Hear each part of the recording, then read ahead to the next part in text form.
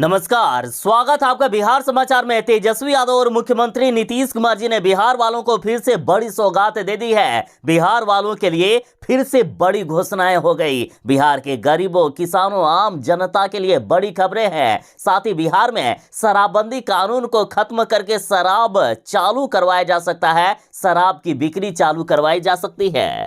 तो वहीं तेजस्वी यादव ने बिहार में नौकरियों की बारिश कर दी है। बिहार में कई लाख पदों पर सरकारी नौकरियां मिलने वाली है। तो आज की बिहार की बड़ी और महत्वपूर्ण खबरों पर बात करेंगे। इससे पहले आपसे एक छोटी सी अनुरोध है, कृपया वीडियो को एक प्यारा सा लाइक अवश्य कर दीजिएगा। आपका लाइक करना ही हमारी मेहनत का फल होता है। राज्यसभा में पीएम मोदी जी बोले कि देश देख रहा है कि एक अकेला आदमी कितनों पर भारी पड़ा है। मैं कोई राजनीति नहीं करता, मैं देश सेवा करता हूं, देश के लिए जीता हूं, देश के लिए मरता हूं। जरा आप पीएम मोदी जी का ये वीडियो देखिए। और आदरणीय सभापति जी, देश देख रहा है, देश देख रहा है, एक अकेला कितनों को भारी पड़ रहा है, एक अकेला कितनों को भारी पड़ रहा है। अरे नारे बोलने के लिए भी उनको बदल करना पड़ता है। जो भी ये बोलता है, घंटे भर से आवाज की जवाब देना। आदरणीय सभापति जी, एक कन्विक्शन के कारण चला हूं, देश के लिए जीता हूं, देश के लिए कुछ करने के लिए निकला हुआ हूं। और इसलिए ये राजनीतिक खेल खेलने वाले लोग, उनके अंदर वो हौसला नहीं है, वो ढूंढ रहे हैं, बचने का रास्ता खोज रहे हैं।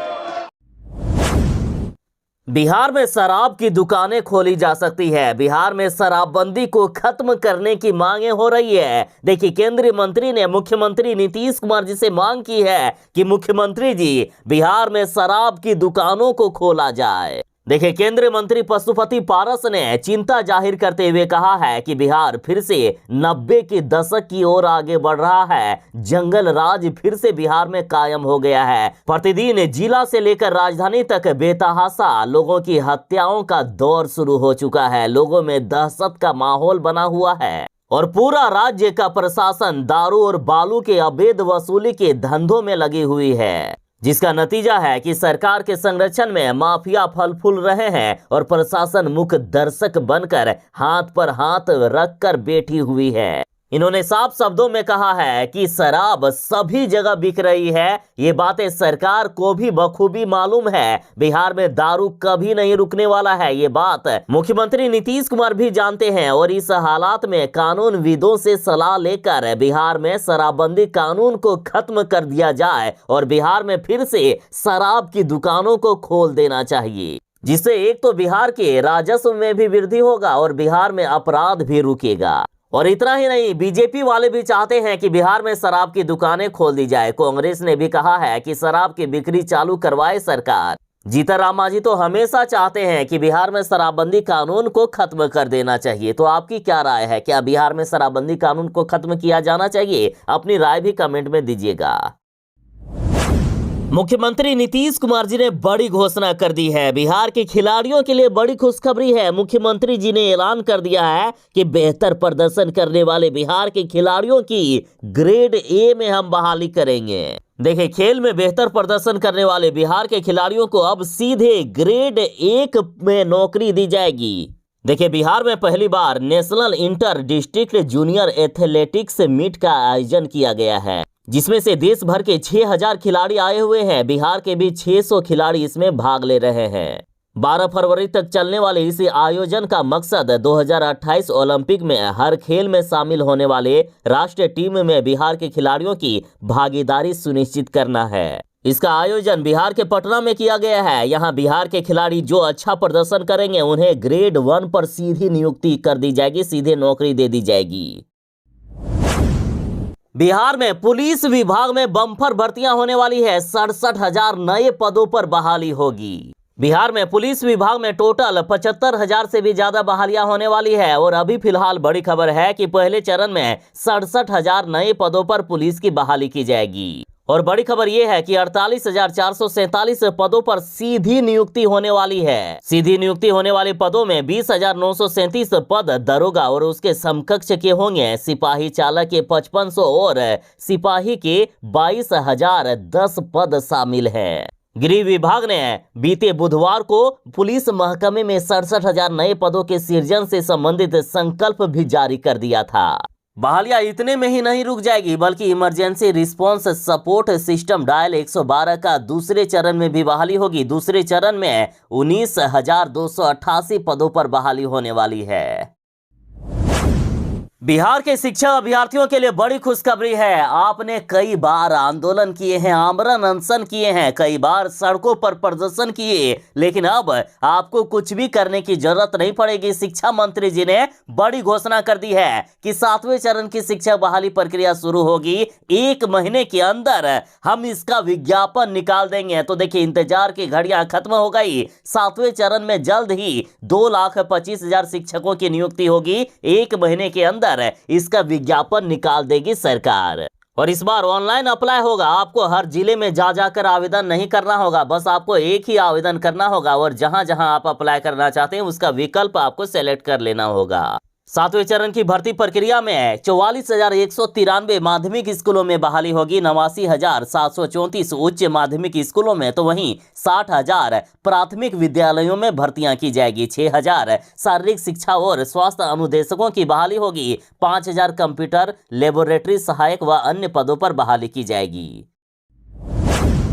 देश के किसानों के लिए बड़ी खबर है। किसानों को उनके खाते में फिर से 2-2 हजार रुपए मिलने वाले हैं। दरअसल केंद्र सरकार पीएम किसान सम्मान निधि योजना की 13वीं किस्त की राशि जारी कर रही है। लेकिन यदि बिहार की बात करें तो बिहार के 10 लाख किसानों को प्रधानमंत्री किसान सम्मान निधि की राशि नहीं मिलेगी, क्योंकि ना तो अभी तक इन्होंने अपना केवाईसी कंप्लीट किया है और ना इन्होंने अपने बैंक खाता नंबर को आधार कार्ड से लिंक किया है। जिन्होंने अपना ई-केवाईसी नहीं कंप्लीट किया है वे ई-केवाईसी करवा लें, तभी आपको खाते में पैसे मिल पाएंगे। और यही ऐसे लोग हैं जिनके कारण किसान सम्मान निधि की राशि जारी नहीं हो रही है। फिलहाल बड़ी खबर है, केंद्र सरकार ने बड़ा ऐलान कर दिया कि किसानों को फरवरी के अंतिम सप्ताह तक पैसे मिल जाएंगे। विभागीय सूत्रों के अनुसार ये जानकारी मिली है कि फरवरी के अंतिम सप्ताह तक लाभुकों के खाते में पैसे भेजे जाएंगे। तो जिन किसानों ने अभी तक अपना ई-केवाईसी कंप्लीट नहीं करवाया है, जरूर ही करवा लें। अब बिहार में भी इंटरनेशनल मैच खेला जाएगा। तेजस्वी यादव ने बड़ी घोषणा कर दी है कि मोइनुल हक स्टेडियम में जल्द होगा इंटरनेशनल मैच। पटना के पाटलिपुत्रा स्पोर्ट्स कॉम्प्लेक्स में national inter district junior athletics meet का आयोजन हुआ, जिसमें से तेजस्वी यादव ने बड़ी घोषणा कर दी कि जल्द ही लोग मोइनुल हक स्टेडियम में इंटरनेशनल मैच देखेंगे। बिहार सरकार मोइनुल हक स्टेडियम का नया निर्माण करने जा रही है। पुराने दिनों को याद करते हुए तेजस्वी यादव ने कहा कि जब हम छोटे थे तब केनिया और जिम्बाब्वे के बीच मोइनुल हक स्टेडियम में मैच हुआ था और इस मैच के बाद आज तक यहाँ कोई मैच नहीं हुआ है, लेकिन हम बिहार के इस स्टेडियम को फिर से बनाएंगे और जिसे बनने के बाद अपने चहेते खिलाड़ियों को लोग मोइनुल हक स्टेडियम में खेलते हुए दिखेंगे। यही हमारी कोशिश होगी। लालू प्रसाद यादव एक बार फिर से जवान हो गए हैं। लालू प्रसाद यादव की किडनी नौजवानों की तरह काम कर रही है। लालू प्रसाद यादव अब पूरी तरह से ठीक हो गए हैं और लालू प्रसाद यादव की फ्लाइट 11 फरवरी को है। 12 फरवरी को भारत आने वाले हैं लालू प्रसाद यादव। राजद एमएलसी ने कहा कि लालू यादव की किडनी एकदम नौजवानों की तरह काम कर रही है, काफी तेजी से रिकवरी हो रहा है और वहां के डॉक्टरों ने भी लालू प्रसाद यादव को इंडिया जाने की अनुमति दे दी है। 12 फरवरी को लालू प्रसाद यादव भारत में होंगे। बिहार के शिक्षक अभ्यर्थियों के लिए बड़ी खुशखबरी है। एक तरफ जहां 7वें चरण की शिक्षक बहाली प्रक्रिया शुरू होने वाली है, 1 महीने के अंदर इसका नोटिफिकेशन आ जाएगा। साथ ही इधर बड़ी खबर है कि बिहार में 6,020 शारीरिक शिक्षकों की भी भर्ती होगी।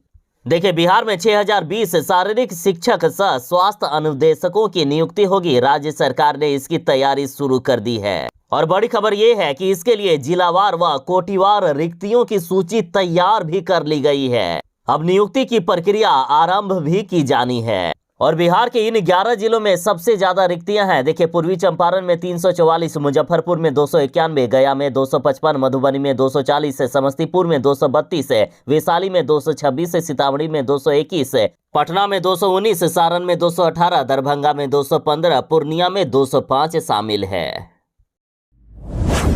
बिहार में बेटियों के उज्जवल भविष्य के लिए 45,000 सुकन्या समृद्धि खाता खोलेगा डाक विभाग।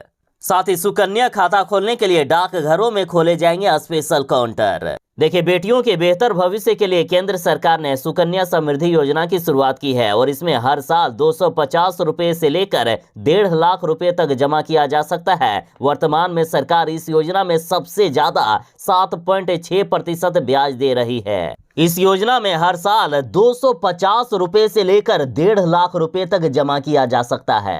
अगर आप हर महीना कम से कम 500 रुपए भी जमा करते हैं तो 21 साल के बाद आपकी बेटी को 2,54,606 रुपए मिलेंगे और यदि कोई 12,500 रुपए प्रति महीने जमा करता है तो 64 लाख रुपए मिलने वाले हैं। विस्तार से समझिए। देखिए, यदि कोई हर महीना 12,500 रुपए जमा करता है तो साल भर में 1.5 लाख रुपए हो जाएंगे। 15 साल में आपकी तरफ से उस खाते में कुल 22,50,000 रुपए जमा हो जाएंगे। 15 साल तक जमा करने के बाद छोड़ देना है। 21 साल के बाद जब आप निकाले जाएंगे तो इसमें कुल ब्याज बढ़कर 41,15,155 रुपए हो जाएंगे। यानी 21 साल के बाद आपकी बेटी को आपने जितना जमा किया था उसका 3 गुना मिलने वाला है। 63,65,155 रुपए वापस मिलेंगे। मुख्यमंत्री नीतीश कुमार जी अपने सीएम की कुर्सी उस पार्टी के नेता को सौंपने वाले हैं जो पार्टी के लोग नीतीश कुमार जी का कोई इज्जत ही नहीं करते हैं। और अब जदयू नेताओं ने जंग का ऐलान कर दिया है कि नीतीश कुमार जी चाहे कुछ भी हो जाए, हम तेजस्वी यादव को मुख्यमंत्री नहीं बनवाने देंगे। एक के बाद एक जदयू नेताओं के बयान आ रहे हैं कि हमें तेजस्वी यादव का नेतृत्व स्वीकार नहीं है। और इधर बंद कमरे में उपेंद्र कुशवाहा से जदयू एमएलसी रामेश्वर महतो ने भी भेंट किया और कहा कि तेजस्वी यादव का नेतृत्व हमें स्वीकार नहीं है। और इधर राजद नेता लगातार नीतीश कुमार के खिलाफ ही बयान दे रहे हैं। देखिए, राजद नेता सुधाकर सिंह ने फिर से कहा है कि लोगों की आंखों में धूल झोंकते हैं नीतीश कुमार। बिहार की सत्ता नौजवानों को सौंप देना चाहिए। सुधाकर सिंह ने अपने ही सरकार पर आरोप लगाया कि हमारी ये सरकार माफियाओं से मिली हुई है। नीतीश की सरकार माफियाओं से मिली हुई है और जिससे बिहार में अपराध बढ़ रहा है और अधिकारी खाद की भी तस्करी करा रहे हैं। राजद नेता बोले कि नीतीश कुमार की निकम्मी सरकार के कारण बिहार के 4 करोड़ नौजवान रोजगार के लिए दूसरे राज्यों में पलायन कर गए। नीतीश कुमार की सरकार बनते ही किसानों से मंडी भी छीन ली गई। बिहार में हर जगह भ्रष्टाचार हो रहा है। बिहार में सड़क नाम की भी कोई चीज नहीं है। बिहार का विकास गांवों तक पहुंचते पहुंचते गुम हो जाता है। राज्य में शिक्षा का भी बुरा हाल है। शिक्षक स्कूलों में पढ़ाने नहीं आते हैं। किसानों का भी हाल बेहाल है। अतः नीतीश कुमार जी को लोगों की आंखों में धूल झोंकना बंद कर देना चाहिए और अपनी सीएम की कुर्सी छोड़ देनी चाहिए। चिराग पासवान ने मुख्यमंत्री नीतीश कुमार जी पर हमला बोलते हुए कहा कि बिहार में महाजंगल राज ला दिए हैं नीतीश कुमार जी ने। नीतीश कुमार को तो किसी घटना की जानकारी होती ही नहीं है कि बिहार में आखिर हो क्या रहा है, तो आखिर उन्हें सीएम की गद्दी पर बैठे रहने का कोई अधिकार नहीं है। वे छोड़ दे कुर्सी। चिराग पासवान ने कहा है कि बिहार की स्थिति दयनीय हो गई है। आए दिन हत्या, लूट, अपहरण जैसे घटनाओं में लगातार वृद्धि हो रही है। बिहार में तो पहले जंगल राज था, लेकिन आज बिहार में महाजंगल राज की स्थिति है। साथ ही चिराग पासवान बोले कि अगर आपको मुख्यमंत्री जी प्रदेश की किसी भी घटना की कोई भी जानकारी नहीं है तो आपको कुर्सी पर बैठे रहने का कोई अधिकार नहीं है। 2020 में बिहार की जनता ने तीसरे नंबर पर आपको धकेल दिया। कोई भी जनता ये नहीं चाहता था कि आप मुख्यमंत्री बने, लेकिन दूसरों की कृपा पर आप सीएम बन गए हैं। 2025 में आपका खाता भी इस बार नहीं खुलेगा। साथ ही चिराग पासवान बोले कि यदि थोड़ी भी नीतीश कुमार में शर्म बची है तो वे सीएम की कुर्सी छोड़ दे।